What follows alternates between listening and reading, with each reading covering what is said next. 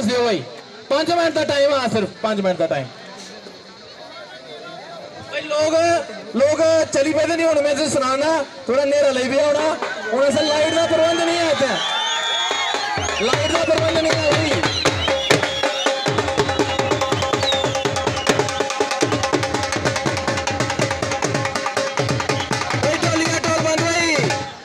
लाण और भी सुने तुझे यात्रा का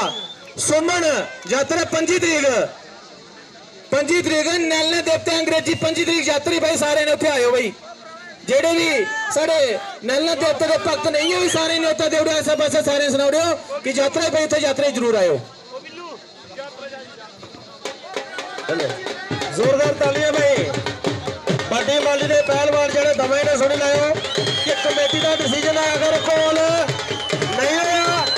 अगले बारी तुम दमे पहलवान दिख रहे हो भी खाने कमेटी ने डिसाइड करना कि तुम 2000 रुपये खिलाना या 5000 रुपये खिलाना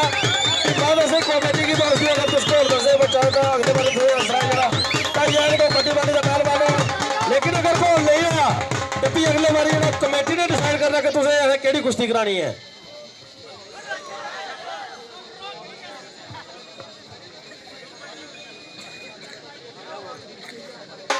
हेलो हेलो हाँ भाई बल्ले बल्ले बड़ी बढ़िया कुश्ती चल रही है वीरे वाह भाई वाह मार दो फिर सजना हो जोर कर ताड़ियां भाई अनिल रियासी जरा पीछे ते बबलू पहलवान अगे हुण वेखांगे योद्धे नाल मल्लां दे दरमियान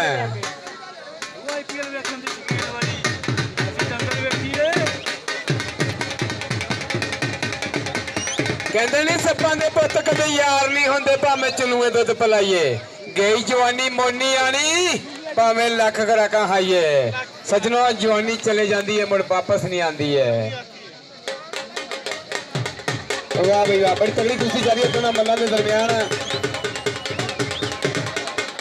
अनिल रियासी ते बबलू बसंतगढ़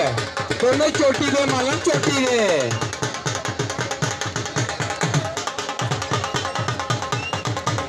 कहते नहीं सप नूं सप लड़ा हुण वेखा पिस किहनूं चढ़े क्योंकि बराबर चोटी दे